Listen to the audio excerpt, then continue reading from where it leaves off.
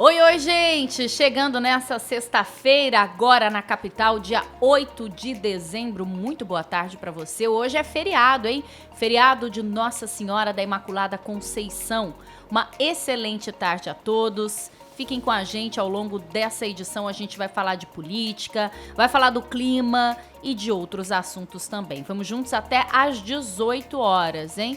Mas antes de mais nada, vamos de curiosidade. Uma curiosidade para esse dia. Apesar da comemoração religiosa, a santa não é a padroeira de nenhuma das duas cidades, nem Cuiabá, nem Várzea Grande. Eu passei a semana inteira dizendo, é feriado da padroeira. Você falou, vir agora Camila, dizer pra mim que não se trata disso. Você falou, e quando você falou, eu fiquei surpresa. Eu disse, não, porque em Cuiabá, o padroeiro é Bom Jesus de Cuiabá. Você disse. Sim, eu pensei. Eu não disse, mas eu pensei. Não é, ouvinte? Mas já é um começo, é um começo. E em Várzea Grande, a padroeira é Nossa Senhora da Guia. E a comunidade católica do município faz os festejos em março. Então vamos entender essa confusão. Por que tem esse rolê aí, essa confusão? Pois é, nem porque eu sabia. Eu vi muita gente falando, viu, que Nem era eu padroeira. Sabia. O dia de Nossa Senhora da Imaculada Conceição é festejada em todo o Brasil. Daí a criação do feriado municipal, em comemoração ao Dia do Senhor Bom Jesus de Cuiabá, na capital, e nem do dia de Nossa Senhora da Guia, em Várzea Grande. Nossa Senhora Imaculada Conceição é um reconhecimento da Igreja Católica de que Maria foi livre do pecado durante a sua concepção. E segundo os religiosos, em Cuiabá há uma verdadeira luta para que haja uma comemoração à altura do significado do Senhor Bom Jesus de Cuiabá. É verdade, né? Ela existe, mas não tem toda, por exemplo, a procissão, o destaque, esse festejo, né? Como os festejos de São Benedito, é verdade. por exemplo, né? O santo foi o primeiro a desembarcar na capital na época do descobrimento. No entanto, parte da Igreja Católica acredita que ainda não existe uma comemoração à altura deste padroeiro, né? Senhor Bom Jesus de Cuiabá é considerado padroeiro da Arquidiocese de Cuiabá e do estado de Mato Grosso. Ah, não é só daqui de Cuiabá, é de todo o estado. Então, realmente, precisa aí de mais, né? De mais homenagens, de, sei lá, uns 5 dias de feriado, o que você acha? Pode ser. Vai ser a altura. Emendar, feriadão. Você tá achando que você trabalha na Assembleia? Não. Aliás, lembrando, gente, que o comércio em geral da capital e Várzea Grande está autorizado a funcionar, não é? Quem quisesse estava liberado para abrir desde cedo de hoje. A exigência para os comerciantes que resolveram abrir as portas era só com relação ao pagamento das horas trabalhadas em dobro, assim como para as comissões. Isso eu também não sabia.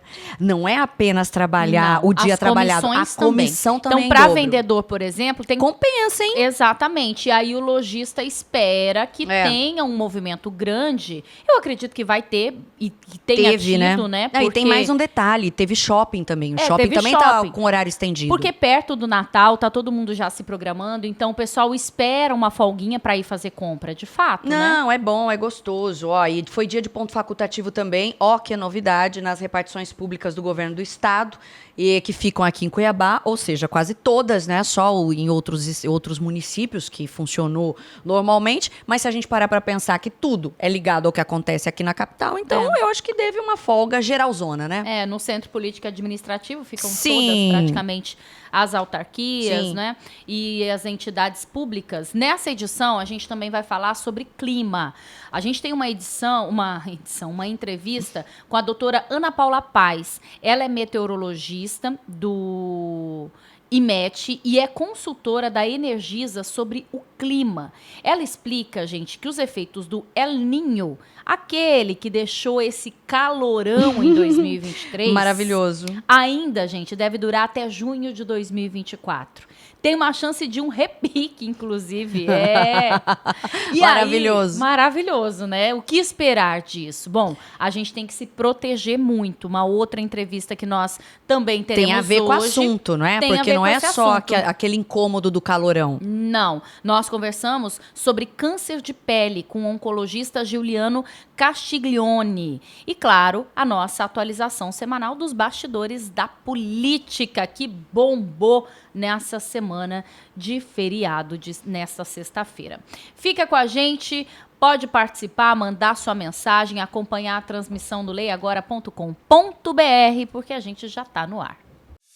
Agora na Capital, a notícia em tempo real, como você gosta. Agora na Capital. Entrevista, Trânsito, os bastidores em Brasília, economia, esporte, tudo o que você precisa saber. Seu fim de tarde leve, dinâmico e informativo. Agora na Capital e no portal Leia Agora. Bom, vamos começar falando do tempo. As fortes chuvas que alagaram cidades no sul e no sudeste do país, a seca histórica registrada no Amazonas, o forte calor na região centro-oeste. Foi tudo muito doido, Nossa, né? as ondas de calor foram as mais intensas dos últimos 10 anos. Tudo isso, gente, é efeito de uma instabilidade no clima que deve durar até o próximo ano, olha só. Então, para quem estava esperando uma folguinha do calorão, não haverá. O setembro foi o mês mais quente. Agora, dezembro, terão muitos picos de calor, Sim. assim como em janeiro. Vai ter muito calor, não vai ser tão quente quanto em setembro, que foi o mês mais quente. Mas o calorão continua aí batendo os 40 mais. A especialista Ana Paula Paz diz que o panorama geral é de que a crise climática se intensifique com vários fenômenos simultâneos que se retroalimentam, segundo ela. Ela cita o El Niño, AMO, que é a sigla em inglês para Oscilação Multidecadal do Atlântico, que basicamente aquece as águas do oceano, né? Ali na linha equatorial, é no Pacífico Equatorial, viu? E é agravado pelo aumento das temperaturas com aquecimento global. Tudo isso causa ondas de calor, instabilidade, chuvas fortes, enfim. Que loucura. É muita coisa para acontecer ainda em dezembro. Vamos ouvir. A previsão que temos atualmente é que o El Niño permaneça até abril. Só que como é um fenômeno que ocorre lá no Pacífico Equatorial, ele tem um tempo de resposta na atmosfera. Então é possível que a gente tenha os efeitos desse fenômeno até meados de junho do ano que vem. Novamente seria chuva abaixo da média e temperaturas acima da média aqui para o Mato Grosso. Por enquanto não tem essa previsão de repique, mas é algo que acontece dentro do Enos, que é o fenômeno tanto El Niño quanto La Niña. Pode ser que ele volte a ter esse repique, mas por enquanto a previsão é de que ele finalize em abril. Eu vi que vocês ainda não podem fazer uma previsão assertiva de temporais, porém há maiores chances de que eles aconteçam? Porque com essa previsão de temperaturas mais elevadas, né, quando a gente tem uma atmosfera mais aquecida e uma instabilidade passa pela região, os temporais são mais intensos. Então é possível que temporais venham a ocorrer aqui na região em alguns dias específicos. Devemos ter menos dias com chuva, mas quando ela ocorrer, ela pode ser intensa. Agora falando já mais a médio e longo prazo, com essas mudanças climáticas e eventos mais severos, a gente pode esperar uma mudança também nos biomas de Mato Grosso? Também, né, com a redução do volume de chuva em alguns períodos e aumento da temperatura, é possível que tenha alterações nos biomas, sim. E essas mudanças aí nos períodos de chuvas, a gente pode esperar que elas sejam mais permanentes ou mais recorrentes do que tem sido? Sim, mais frequentes. A tendência é que tanto as regiões que apresentam seca como aquelas regiões que apresentam mais chuva, esses eventos fiquem mais intensos. Os extremos climáticos tendem a ficar mais intensos. Então, cada vez mais as nossas janelas de chuvas devem ser menores? A longo prazo, para as regiões que apresentam seca, sim. Diante de um cenário como esse, qual que é as recomendações que você dá para a população geral de Mato Grosso? Então, é sempre evitar, né, evitar áreas expostas quando a gente tem previsão de temporais, principalmente em relação às descargas atmosféricas, procurar sempre um abrigo seguro. E em relação às temperaturas, evitar ficar expostos, né, nos horários de maiores temperaturas, principalmente ali no período da tarde, e se hidratar. E, gente, falando sobre os temporais, não é? Que a especialista citou que tá aí sujeito a acontecer cada vez mais. E eles acontecem mesmo, né, Marina? Do nada. Quantas vezes esses últimos dias aí... Vira bem rápido. Cedinho, aquele calorão, no meio da tarde já começa a mudar. Muitas vezes no fim da tarde tá acontecendo, a gente à chegar noite aqui na tá rádio. acontecendo. É sempre assim. A gente chega na rádio e começa. É saindo do site, chegando na rádio começa. E o negócio é o seguinte, tem muita chance de seguir com esses acontecimentos acontecimentos. O tenente Campelo, do Corpo de Bombeiros, falou com a gente sobre os cuidados preventivos que nós todos devemos ter, devemos fazer por conta dessa possibilidade de tempestades. Então, a gente fica com medo de se abrigar e tudo mais, mas tem uma série de situações que a gente tem que fazer antes do temporal. Podas, limpezas de bueiros, que, aliás, a prefeitura também devia fazer, não é? De calhas. Tá fazendo em alguns pontos, viu? Tá justiça fazendo, seja feita. Passei ali no Bosque da Saúde, por exemplo, essa semana, e já tá fazendo poda preventiva a prefeitura em várias regiões ali perto dos hospitais. Isso faz toda a diferença, viu? E o tenente também reforça todos os cuidados que nós devemos ter em situações de emergência. Vamos ouvir, presta atenção. Nós estamos vivendo aí momentos de extremos climáticos, né? Fenômenos, em alguns momentos, de elevação de temperatura, e isso traz para os nossos clientes um aumento do consumo, porque acabam tendo que utilizar mais os seus equipamentos, como os ventiladores, ar-condicionado, a própria geladeira, né? Então isso acaba impactando no ponto de vista de consumo. Como também há uma tendência de que todos utilizem esses equipamentos em determinados momentos, em períodos iguais, também pode ocasionar algum tipo de sobrecarga no sistema, né? Sem falar de que a parte das tempestades, também oriundas aí do excesso de calor, também podem vir com fortes ventos, descargas atmosféricas, e isso acaba também incidindo diretamente sobre as nossas redes. Pode acontecer a atuação da proteção do nosso sistema, né, que são equipamentos realmente adaptados para que tenham esse tipo de comportamento. Então, à medida que a corrente se eleva demais, a atuação, né, e isso pode sim resultar na falta de energia. Para isso, a gente tem feito mobilização das nossas equipes e estamos atentos de maneira preventiva e também de forma emergencial quando ela vir a acontecer. Se discutir um assunto aqui interessante, no caso deste de tempestades, por exemplo, as árvores têm um impacto muito grande, né, de risco na rede. E aí a gente tem árvores particulares, de áreas particulares, e tem também as árvores do setor público que estão nas ruas. Esse cuidado também é fundamental, porque no caso de tempestades, essas árvores, dependendo de como elas estiverem, pode ter um impacto muito forte e negativo no sistema de distribuição. Exato, bem colocado. As árvores são um ponto importante, né? É importantíssimo destacar que elas são fundamentais, que existam, né? Mas que existam nos locais adequados. Então, sempre buscar pela poda preventiva, né? E aí deixando claro, não há retirada de árvore, né? Mas a poda dela, né? De forma que ela fique pelo menos aí a 1,5 metro de distância da rede elétrica, né? Porque o próprio contato dela com a rede pode sim trazer isso que foi bem colocado por você. Ela pode trazer a ruptura de um cabo, pode trazer uma falta de energia, né? Então, principalmente no momento de fortes ventos, né? De tempestade. Então, a orientação é fazer uma manutenção preventiva. Se for dentro do terreno do cliente, que ele faça essa prevenção, né? E se for em via pública, existe a ação da própria prefeitura, e também quando a árvore já está em contato com a rede elétrica, aí é conosco, né? Consultem a Energisa, que nós iremos executar a atividade com segurança. Mais alguma recomendação importante para o consumidor nesse momento, para o cidadão, né, que é o usuário da Energisa, de como ele deve se comportar para evitar problemas nesse período? 2 pontos importantes. Resultante das elevadas temperaturas, nós orientamos sempre o consumo consciente, né? Opte por equipamentos que tenham o selo Procel, né, que tenham a sua eficiência elevada, né? Isso vai trazer para o cliente um consumo adequado, utilização no momento correto, né?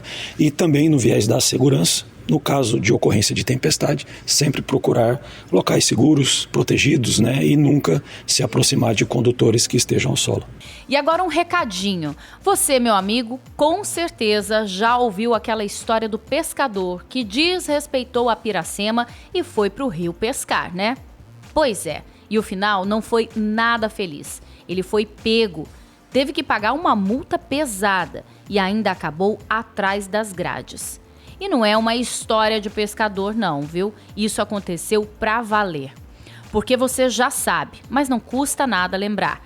Pescar durante a Piracema é crime. Respeitar a lei é proteger os peixes durante o período de reprodução. Aqui em Mato Grosso, o período de Piracema deste ano vai de 2 de outubro a 1º de fevereiro de 2024. Pescar durante a Piracema é crime, dá multa e pode até dar cadeia, hein? Então, se você presenciar ou souber de alguém que esteja pescando ilegalmente, ligue para 0800 065 3838 e denuncie. Essa é uma mensagem do governo de Mato Grosso para você. Agora na capital. Volta já.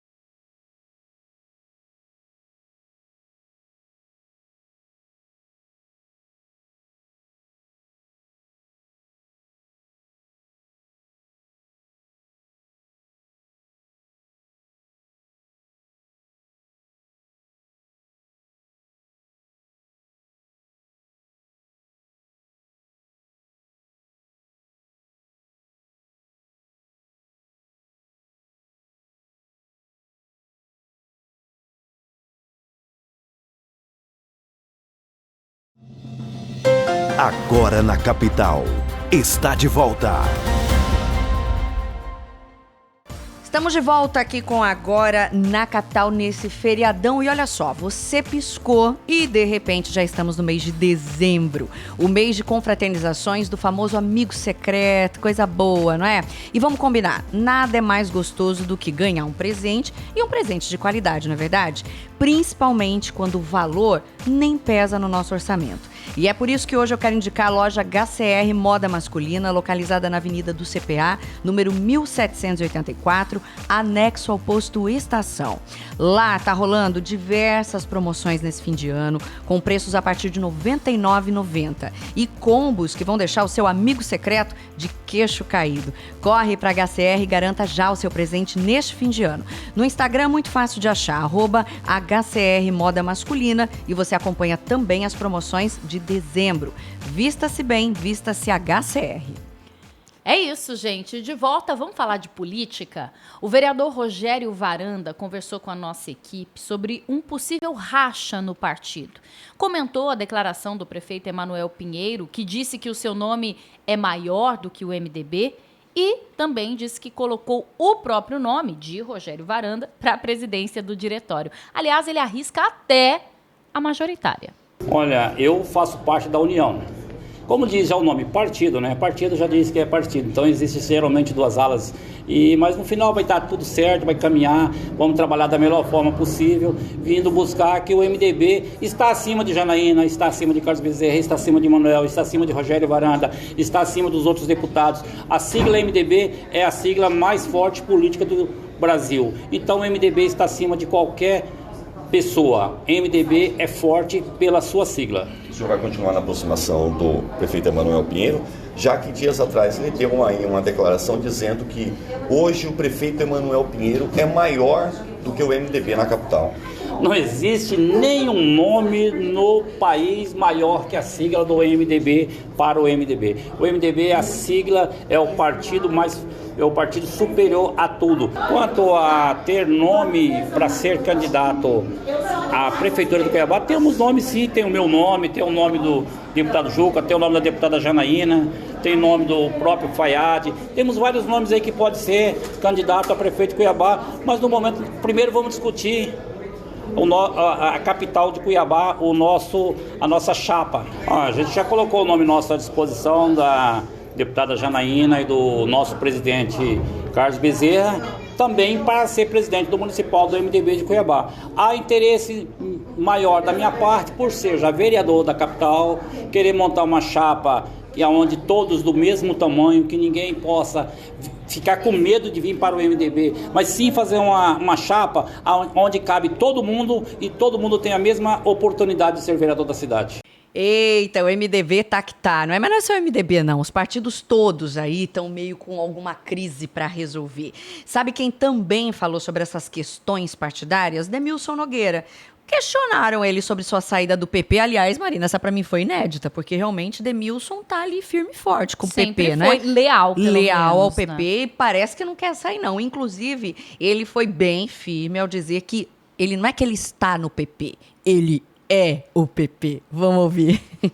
Não, nunca recebi nenhum convite, nem para sair, alguém do PP me convidar para sair, e nem um convite de outros para que eu vá. Então, tranquilo, estou no PP, ajudei a construir o PP em 2 eleições aqui em Cuiabá, que foi a eleição de 2016, na qual eu me tornei vereador suplente. Inclusive, num rodízio, fiquei aqui 7 meses, fui eleito o 4º mais votado na eleição de 2020 e toda a minha determinação é a de permanecer no PP. Permanecer não, eu sou PP. E a vereadora Michele Alencar descartou, ao menos por enquanto, deixar o União Brasil, o partido do governador Mauro Mendes, para se filiar ao PL, o Partido Liberal. Essa possibilidade, para quem não sabe, começou a ser levantada depois do rompimento que ocorreu entre a vereadora e a primeira-dama de Mato Grosso, Virgínia Mendes, que foi a sua apoiadora, inclusive, em 2020. Mas, segundo Michele, a possibilidade é só uma especulação. Não, o que aconteceu de fato é que eu fui convidada para o evento, tenho uma admiração pelo deputado Nicolas e fui ao evento, como estive sábado no evento do União Brasil e assim, compus mesa com várias vereadoras do interior de outros partidos que tiveram fala e fui no evento de um outro partido, acredito que não tenha problema nenhum, estou no União Brasil, fiz até um post falando, somos de partidos diferentes, mas compactuamos dos mesmos valores, então não vejo problema nenhum. Quando fui questionada se havia recebido o convite do deputado Abílio, disse que recebi o convite e disse que a minha resposta tinha sido negativa e que neste momento continuo no União Brasil. E essa continua sendo a minha postura. Se houver a possibilidade, essa possibilidade só será estudada no momento adequado da janela partidária. Nesse momento não tem um se. Nesse momento estou no União Brasil. Se houver a possibilidade, no momento certo avaliaremos. Mas isso não muda, não altera em nada a minha postura no partido. Recebi um convite, achei que seria interessante estar com pessoas que eu gostaria de conhecer pessoalmente. E estive lá sem problema nenhum, volto segura de qual é o meu lugar. Olha, já que a gente está falando do PL, o senador liberal Wellington Fagundes afirmou que o deputado federal Abílio Brunini é, sim, a prioridade do partido para a candidatura de prefeito em Cuiabá no ano que vem. O vereador Chico 2000 também tentou, a gente não pode negar que ele quis colocar seu nome na disputa, mas não vem aí recebendo o apoio da sigla. O Wellington garantiu que o partido tem a preferência pelo nome de Abílio, pela expressiva votação que conquistou em Cuiabá e por ter ido ao segundo turno das eleições lá em 2020, perdendo para Emanuel Pinheiro. Mas o senador disse que outros nomes ainda poderão surgir aí na disputa. Já está definido, se ele quiser ser o candidato, ele tem a prioridade, mas tem também o Chico 2000 com condições de ser candidato e outros que poderão ainda se filiar, que agora ainda é processo de pré-campanha. Nós não temos campanha ainda. As convenções é que definirão. Daqui até lá tem muita água para passar debaixo da ponte, né? E até se encher de fogo grande passar por cima também. Então, é natural a candidatura do Abílio, porque foi muito bem votado, deputado federal. Então, é legítima a candidatura dele, mas não é a única. É natural que outros possam pleitear. Então, a questão do Chico 2000 é justamente essa. Não tem essa possibilidade. Do que? Dele recuar? Porque ele tem legitimidade para ser candidato. Mas vamos mudar um pouquinho de assunto. As obras do ônibus de transporte rápido, o BRT, na Avenida da FEB em Várzea Grande, já estão atrasadas. A gente falou disso ao longo dessa semana, mas vamos reforçar agora as justificativas. O prazo para essa conclusão, conforme estipulado pela Secretaria de Estado de Infraestrutura e Logística, a Sinfra, era para ter se encerrado no dia 15 de novembro. Hoje, dia 8, não é? E o prefeito Calil Baracate ainda não tem, assim, sabe, uma previsão certa de quando ela realmente vai acabar. Eu fiz um questionamento ao governo, ainda não tivemos a resposta, né? Obras de infraestrutura, realmente, elas correm o risco de atrasar, mas eu acredito que a obra será concluída, né? Que ela vai ser concluída, tanto que o governador Mauro Mendes nos garantiu que seria concluída. O senhor acredita que até esse ano seja concluído? Esse ano eu acho difícil, né? Em obra de infraestrutura é bem complicada, né? Pode começar a chover, nós já estamos no período de chuva, pode começar a chover e ainda atrasar ainda mais.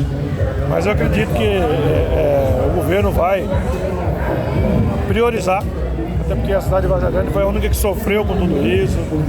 Essas pessoas estão calejadas de saber e nós precisamos que essa obra termine. Bom, e agora, ainda falando de política, vocês ouviram falar, inclusive aqui no Agora na Capital a gente falou várias vezes sobre isso, que o deputado estadual Dilmar Dal Bosco, líder do governo na Assembleia Legislativa e uma das lideranças do União Brasil... Beto 2-1 essa semana veio aqui para falar com a gente e negou, disse que não tem, que Dilmar vai ficar, que tá fez o pano quente ali, depois de uma conversa e tudo mais, né? Porque ele já estava de malas prontas e tudo. Ele, inclusive, admitiu que recebeu o convite para sair do União. Falou que apresentou uma carta para o governador, não deixou claro se fica ou não, mas assim, tá mais para o deixa disso, tá mais para o vou ficar, vou ser firme, vou fazer esse sacrifício. Vamos ouvir. Eu falei ao governador Mauro Mendes no dia 20/10, entreguei minha carta falando para sair como secretário do partido. Eu não posso sair do partido sem ter autorização.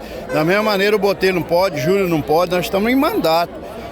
Eu pedi porque eu precisava de autonomia. Secretário de partido é o que conduz o partido. Eu já fui presidente desse partido com muita honra. Gostaria sempre, lógico, de ficar no partido. Agora também não posso deixar que eu fui convidado para ir para o PRD, do partido, novo partido da Renovação Democrática.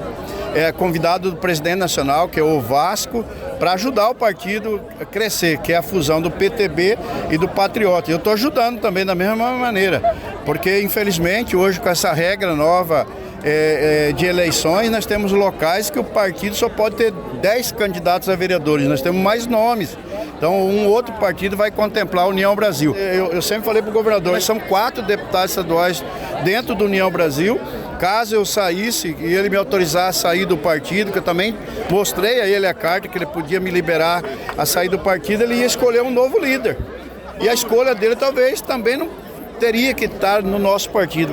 Pelo que eu entendi, talvez estaria em outro partido para ser o novo líder do governo. Então nós nunca tratamos desse assunto. Eu fiquei preocupado, falei assim, eu acho que vai misturar talvez essa questão de partido com liderança, mas o governador entendeu que a liderança do governo continua. Eu estou trabalhando, fazendo meu papel, e liderança do governo só depende do governador Mauro Mendes. Em qualquer momento ele pode trocar. E é isso aí, a turma do Deixa Disso já entrou em ação há bastante tempo, né? Há várias semanas, na verdade. Mas, enfim, na semana passada, especificamente, Aécio Rodrigues, que é tesoureiro do União Brasil, vem reforçando desde a semana passada a importância de Dilmar para a agremiação. E que ele não deve sair, não. Acredito que as coisas com o deputado Dilmar tá bem tranquila. Nunca tive nenhum problema com ele. É apenas os ajustes aí para atender a todos, né, a todos os deputados. Quando teve também a parte com o senador Jaime, não tinha nada daquilo. Eu e o Jaime estava bem alinhado, ele me pediu o diretor às 10 da manhã, falou, 17 horas está no sistema, senador. Então, do mesmo jeito que eu atendo o pedido do Jaime, a gente atendeu do Dilmar. Dilmar é um dos deputados que corre o trecho mesmo, que conhece as bases, não só do DEM, conhece também um pouco que era do PSL, que eu sou remanescente. Então, acredito aí que tudo vai colocar uma pá de cal. Como o partido agora tem poucos partidos e muitos mandatários, acaba tendo uma insatisfação ou outra, mas nada que gere um atrito que ele possa sair, né, que ele queira sair. Ninguém quer perder nenhum deputado estadual. Eu acho que desde o vereador lá de Araguainha, que é a menor cidade, para nós é importante. E ele contribui muito, o trabalho do Dilmar é essencial e a maioria dos prefeitos, vereadores deles, todos estão aqui na União e acredito que aqui eles se sentem em casa. Bom, gente, depois dessa, vamos para o intervalo rapidinho. Na volta tem mais notícias por aqui e entrevista também. Até já. Eu tenho um recadinho para vocês. A vida é feita de escolhas. No trânsito, você precisa fazer as certas. Não dê bobeira. Use sempre o cinto de segurança em todos os passageiros e coloque a cadeirinha especial para crianças. Cuidado com o pé pesado no acelerador, hein? Limite de velocidade é para ser respeitado. Sinal vermelho é para você parar e a faixa é preferência do pedestre. E é sempre bom lembrar, se for dirigir, nada de ingerir bebida alcoólica. Tomou umas? Já sabe. Pegue carona com alguém que não bebeu ou chame um táxi ou um aplicativo. Quem respeita as leis sempre se diverte com tranquilidade e volta para casa na boa e com toda a segurança. Quando você faz tudo certo, as chances de algo dar errado são muito menores. Então, a escolha é sua e as consequências também. No trânsito, escolha a vida. Governo de Mato Grosso. Agora na capital. Volta já.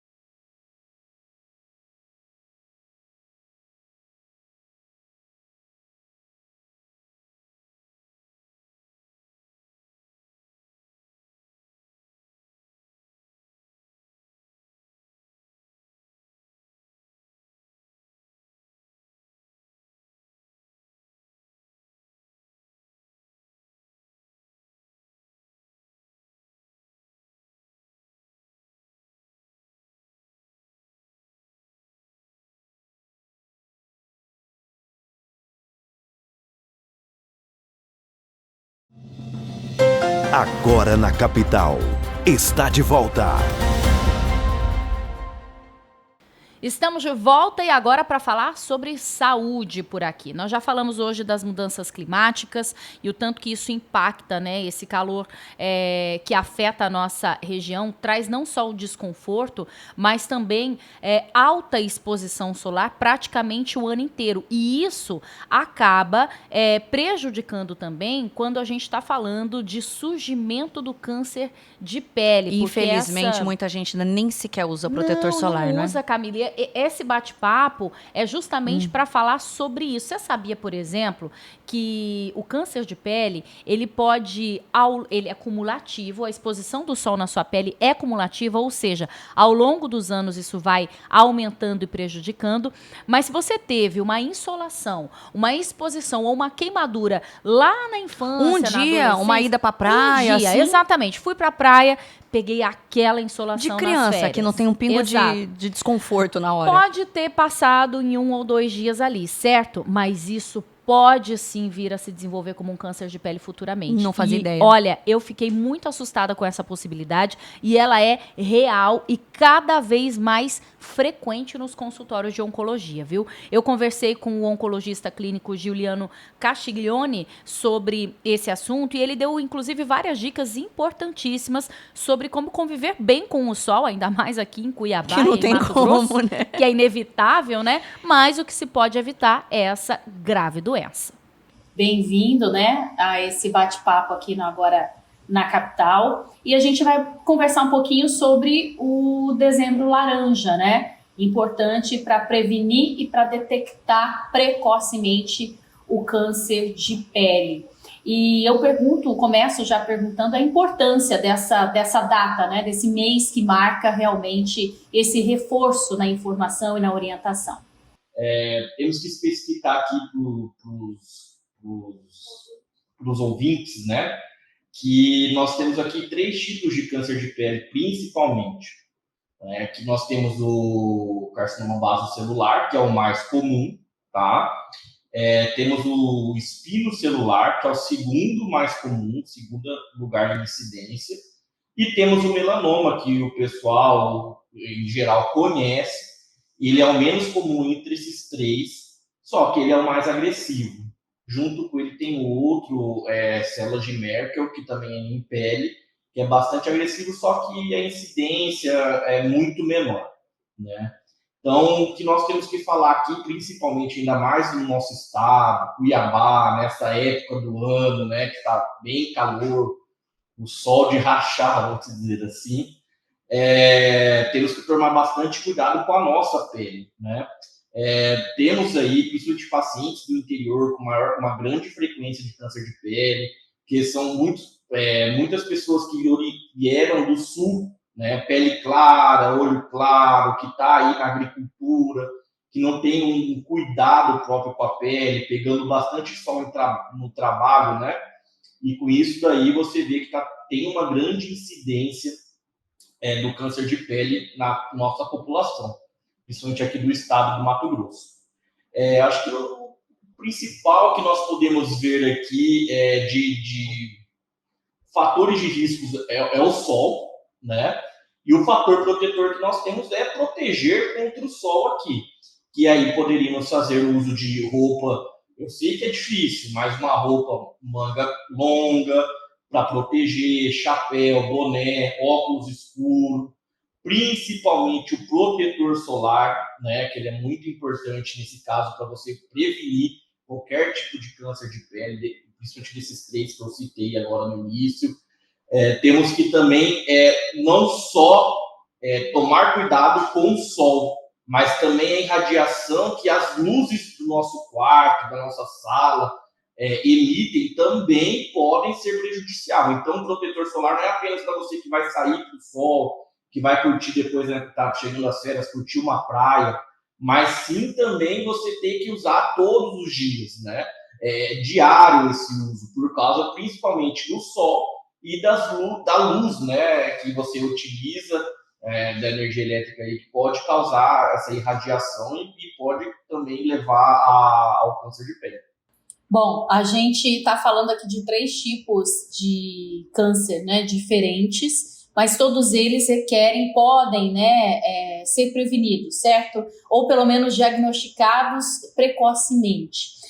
Eu queria entender a diferença para eles e como que uma detecção precoce, um diagnóstico precoce pode ajudar no tratamento de cada um deles, né, e de repente na cura.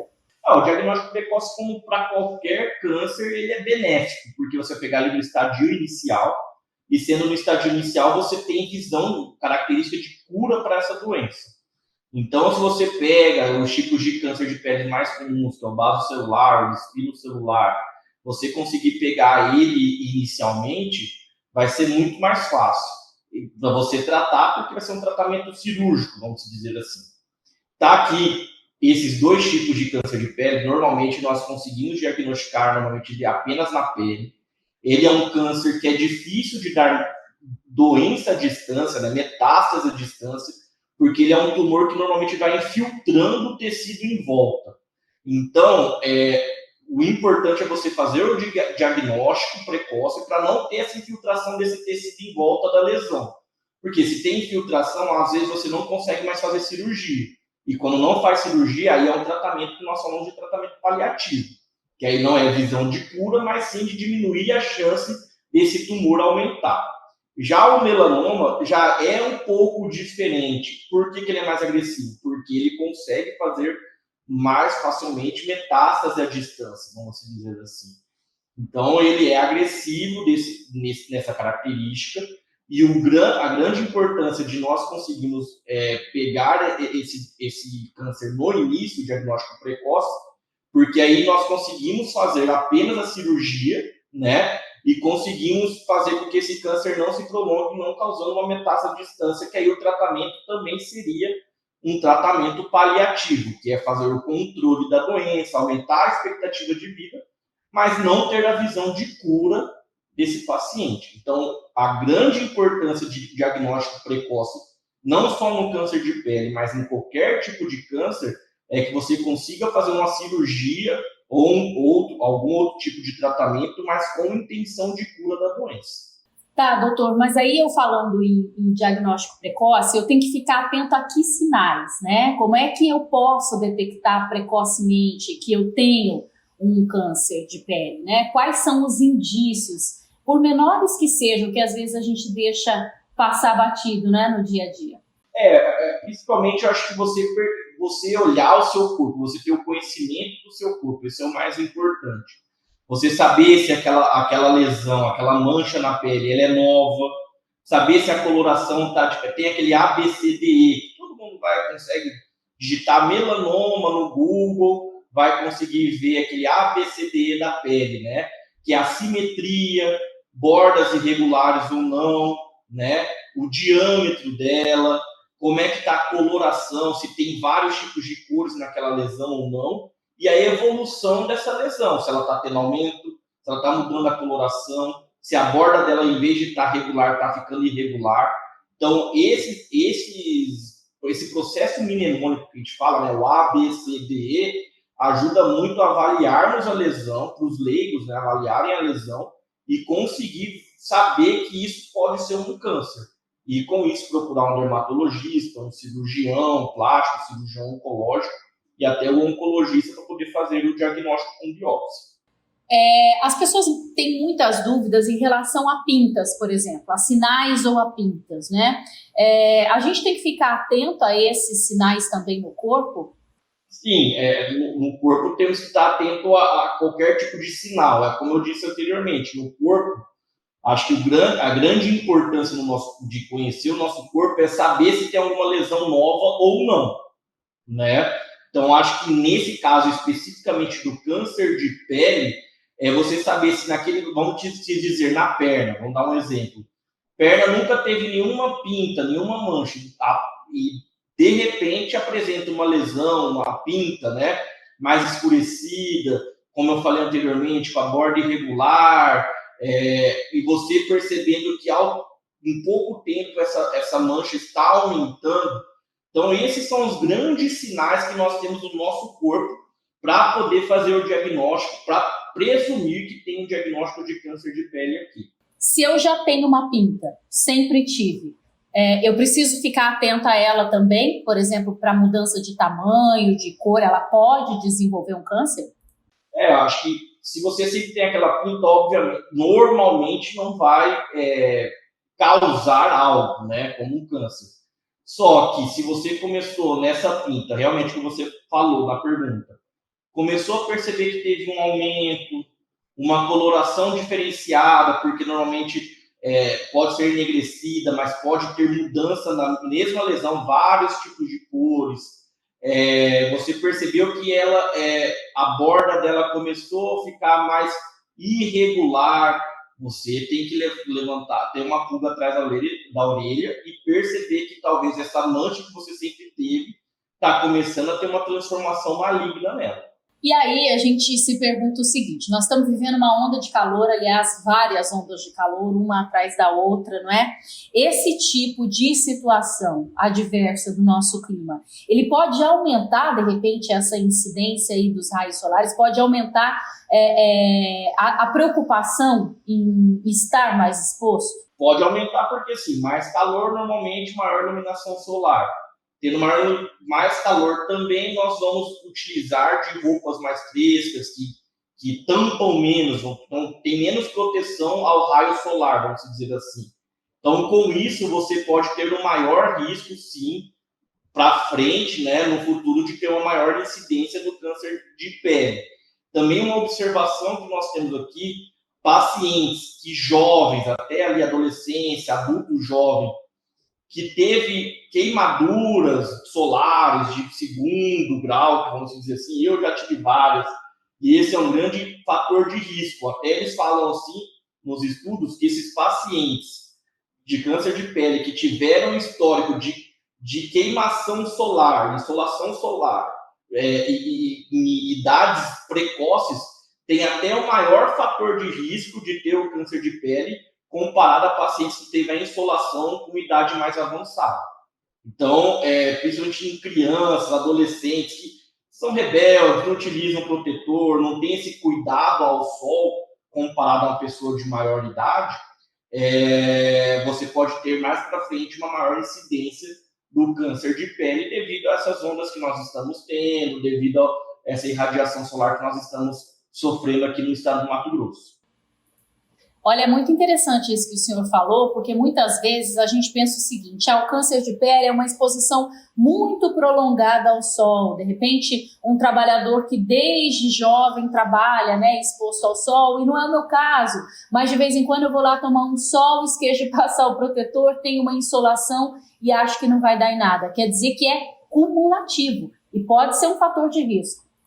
Ele pode ser cumulativo, né? Você tendo essa frequência de exposição solar durante o tempo, só que quando você tem essa exposição solar, principalmente na infância, na adolescência, sem proteção, levando esse quadro de insolação, você aumenta o risco de ter esse câncer de pele no futuro. Isso é muito importante, hein, pessoal? Vamos ficar atento aí às nossas crianças, principalmente, adolescentes, né? Fim de semana o pessoal não costuma muito se proteger, olha aí o risco. Por falar em proteção, doutor, essas roupas de proteção UV, ou mesmo que sejam roupas de manga comprida, que não tenham proteção, mas que tampem ali a pele, boné, chapéu, óculos de sol, até que ponto realmente protegem e podem prevenir? Olha, assim, eu não tenho nenhum dado que eu possa te falar que a roupa que bloqueia radiações UVA, UVB, tem tantos por cento que vai bloquear, então não precisa usar protetor solar ou algo assim. Não, eu não consigo te falar isso. Agora, o que eu consigo dizer é que você tem, ainda mais agora, na época de férias, que você vai usar piscina, ir para a praia, utilizar ela, principalmente como a gente falou, nos pacientes, nas pessoas jovens, né? Mas associado óculos de sol, boné ou chapéu e principalmente o uso do protetor solar. Mesmo com a roupa que bloqueia, é muito importante o uso do protetor solar. Uma dúvida de muitas mães é a partir de que idade a gente começar a usar nos bebês, né? Desde bebê, a criança com que idade já deve começar a ter essa proteção? Então, eu não vi nenhum estudo falando a idade ao certo que você tem que usar o protetor solar. Né? Vamos falar, 2 anos de idade tem que utilizar. Aí eu acho que poderia ser caso a caso, ir na pediatra, ir no dermatologista para poder fazer a orientação de qual idade pode ser utilizado, que você queira utilizar no seu filho, mas principalmente não saber, porque assim, tem vários tipos de protetores solares. Então você tem que saber, na verdade, qual o melhor tipo para a pele do seu filho para utilização. Então, por isso que eu acho importante, na verdade, passar no pediatra, passar no dermatologista primeiro, para poder saber se naquele momento já tem que utilizar. Eu creio que, pelo menos, se você vai ter uma exposição solar frequente, já possa utilizar desde criança, não sei, teria que ver de pediatra qual a parte de idade, 1 ano, 2 anos que poderia fazer. Só que eu acho que a grande importância de passar nesse profissional, principalmente no dermatologista, para saber que tipo de protetor que eu posso utilizar no meu filho, porque tem pele oleosa, pele seca, então tem vários outros tipos de pele que nós temos que saber qual tipo de protetor pode ser utilizado para aquela pessoa. Já fica a dica para as mães colocarem aí essa perguntinha na hora de ir a pediatra ou ao pediatra, não é? As pessoas que têm pele clara e olhos claros, cabelos claros, enfim, elas estão mais suscetíveis a desenvolver a doença? Então, a questão da pessoa, principalmente isso que eu estou falando é muito importante para a pele clara, como eu falei lá no início da entrevista. A questão, lembra que eu falei daquelas pessoas que oriundas do sul, que tem pele clara, olho claro, que vão para o nosso interior, que desbravou a questão da agricultura do nosso estado. Essas pessoas têm uma grande incidência de câncer de pele, principalmente de vaso celular, espinocelular, que são os mais comuns. Então, essas pessoas que têm a questão da pele clara, do olho claro, é muito importante o cuidado. De todos esses cuidados que nós falamos, protetor solar, questão da roupa, chapéu, né? É muito importante fazer a utilização desses produtos. Como a gente pode falar também, citar não só a pessoa de pele clara, mas também o paciente que é albino, né? Que você vê que a pele é muito clara. Esse paciente tem um risco muito maior de ter um câncer de pele também. Então, tem que tomar o cuidado também. Protetor solar, as roupas protetoras, chapéu, boné, óculos. É uma coisa muito importante. E, em contrapartida, nós sempre ouvimos também dizer que as pessoas de pele negra não necessariamente usam o filtro solar. Acreditam que não precisam usar. Isso é um mito? Realmente é necessário que elas utilizem? Qual é a orientação? Realmente, a incidência no paciente com uma pele negra é menor, certo? Do que o paciente com a pele clara. Mas não porque tanto que eu não vejo tanto mesmo. É mais em pacientes pele clara com esse tipo de tumor. Mas não é porque ele é negro que ele não possa tomar cuidado. A gente está falando de espinocelular, estamos falando de vaso celular, mas também temos o melanoma aí, que é muito agressivo, que pode acometer o paciente da pele negra. Então, a incidência é menor? Mas não porque a incidência é menor que não podemos ter o cuidado. O senhor falou sobre a incidência da luz artificial, né? Muita gente hoje, principalmente pós-pandemia, trabalha em home office. Né? O trabalho presencial ainda não voltou, as pessoas trabalham com um computador em casa, um notebook, ou mesmo quem trabalha num escritório, enfim. O senhor disse que há um risco, mesmo assim, da exposição a esse tipo de iluminação. Qual que é a orientação, por exemplo, do uso do filtro solar nesses ambientes? Não posso ficar sem passar, mesmo que eu fique dentro de casa. Mesmo que você esteja dentro de casa, a orientação é fazer o uso do protetor solar. Eu sei que tem uma cultura, mas eu estou em casa, estou protegido. Não. Qualquer lugar que você tenha contato, a iluminação artificial também pode ter um risco. Então, mesmo que você, pós-pandemia, faz o home office, tem a indicação de, pelo menos, fazer a utilização do protetor solar diário. Tem uma questão também sobre o protetor solar, que muita gente fala, fica fica muito melequento, eu transpiro e aí acabo me incomodando com aquilo, enfim. É bom também deixar claro que existem vários meios, né, vários tipos de protetor solar para vários tipos diferentes de pele. De repente, falta isso, falta a pessoa adequar ao tipo de pele dela. Justamente, Marina, o que você falou e o que eu falei também, né, que você perguntou da questão das mães, do cuidado. Eu acho que é você procurar um dermatologista para ele poder examinar a sua pele e saber qual tipo de protetor iria melhor adaptar a ele, aquela pessoa. Então, eu sei, você vai numa farmácia com um protetor genérico, vamos dizer assim, até para poder utilizar para ir para a praia, para uso em banho de piscina, banho de rio. Realmente, fica melequento, fica uma situação ruim, né? Mas eu acho muito importante passar no seu dermatologista para poder saber orientar qual tipo de protetor solar pode ser utilizado. Porque com você sabendo o tipo, talvez não fique melequento, não fique desagradável a utilização. E com isso você tem uma melhor adaptação ao uso desse protetor solar. Gente, aqui em Mato Grosso, muitas pessoas, às vezes até quem não tem a pele oleosa, acaba desenvolvendo uma pele mista por causa do calor, né, da sensação térmica. E é fundamental você descobrir o seu tipo de pele para realmente saber que tipo de protetor passar e isso não ser uma coisa desconfortável, ser mais um hábito estar na sua rotina, assim como escovar os dentes. Terminou de escovar os dentes, passa o filtro solar, mesmo na sombra, mesmo em dia nublado, mesmo que vai ficar dentro de casa, né, doutor? Até a sombra, a questão do dia nublado, não é porque o dia está nublado que você não está recebendo irradiação, você está sim. Pode ser uma menor quantidade, mas está, então você tem que usar o protetor solar. Eu acho que talvez você conseguindo ter uma orientação de qual protetor solar você utiliza, você vai ter uma melhor adaptação. E com isso fica muito mais fácil, né? E aí você tem que colocar isso na sua meta diária, que nem você falou, exemplo do escovar o dente. Todo mundo vai escovar o dente todos os dias, 2, 3 vezes no dia. Então você tem que colocar isso também como se fosse escovar o dente e passar o protetor solar. E não apenas uma vez ao dia, porque ele tem o tempo de ação no corpo. Então, a depender da marca, do protetor, você tempos e tempos tem que fazer um retoque, tem que fazer a reutilização desse produto. Então, isso é muito importante. Tem que saber que não é apenas uma vez ao dia que você utiliza e acabou também. É igual escovar os dentes. Não adianta escovar uma vez só, não adianta passar uma vez só ao dia. Tem que ficar atento. Inclusive, se a gente transpirar, né? De repente, tirou ali com a toalha, com o papel, tem que ficar atento realmente.